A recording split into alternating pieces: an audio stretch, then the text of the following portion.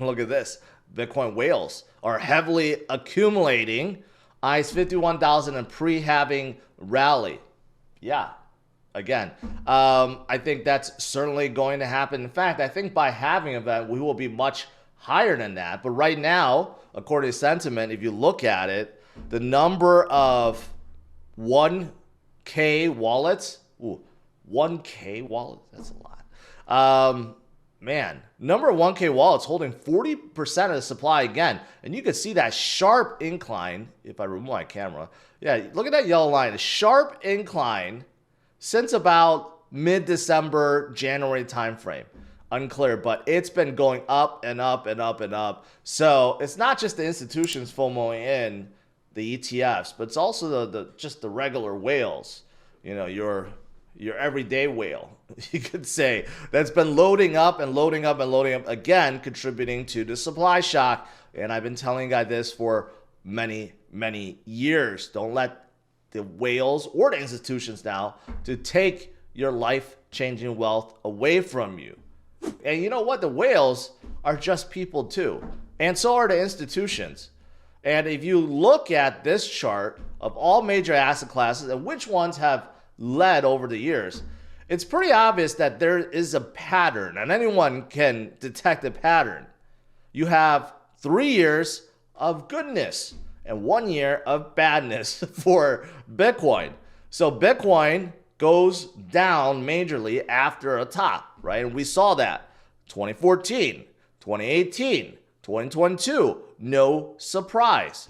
But every year besides those years, so out of the 4 years, you have 3 years where Bitcoin leads the market. You have one recovery year, so that's 2015, 2019, right? And 2023. And then you have a bullish year, which is the second year. And then finally, you have the parabolic year, and that's when things go really, really crazy, right? So if you show this to an average person out there, where do you think Bitcoin will be, or what asset class do you think will be leading the way in 2024?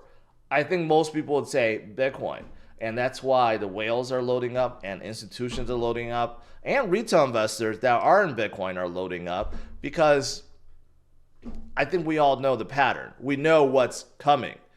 Something triggered mid-afternoon yesterday and Bitcoin started breaking above, and you could see Bitcoin looks like it wants to keep going.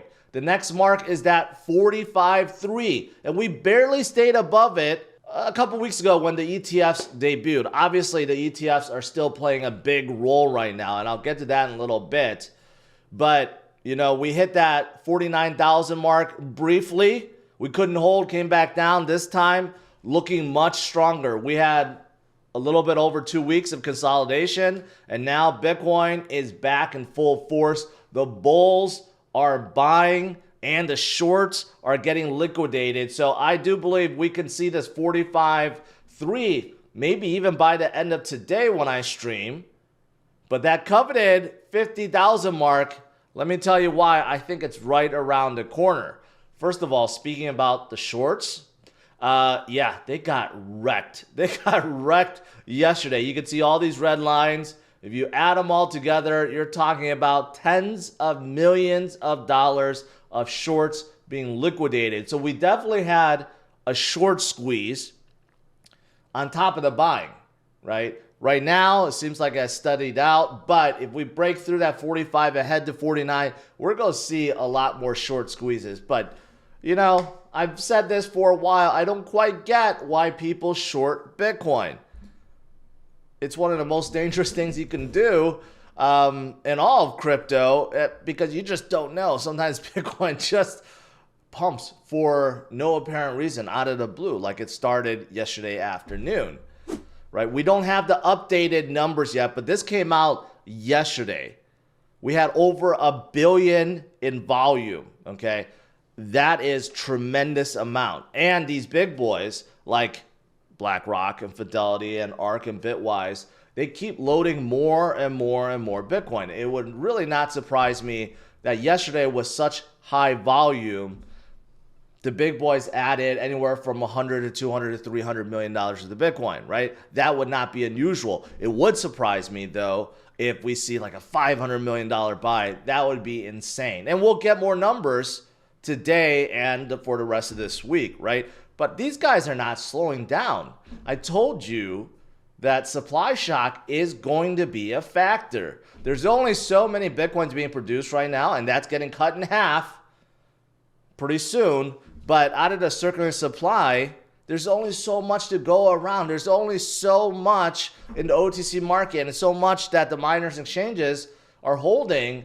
And if these guys are adding hundreds of millions every day, there will be a supply shock. So I think this also plays a big role in what we're seeing right now. And that's why I think 45 and 50,000 is right around the corner. And from a chart perspective, things are looking good. Bitcoin is breaking above the upper monthly Bollinger Band. Last few times it did this, very bullish things happened. Very bullish things happened. It was right before the 2021 giant spike up to 64,000. And also, it happened in 2018 when Bitcoin spiked up to $20,000. So where are we spiking up to right now? It's a little too early to call 100,000 or 200,000 at this stage of the cycle and at this stage of this year. But we are getting ready. That's why I do feel like there is going to be a breakout soon. 45,000 will probably touch that.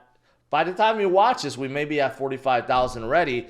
But I do think that 49,000 / 50,000 that we barely got a glimpse at a few weeks ago, I think that's coming up. And you know what? That's just the beginning.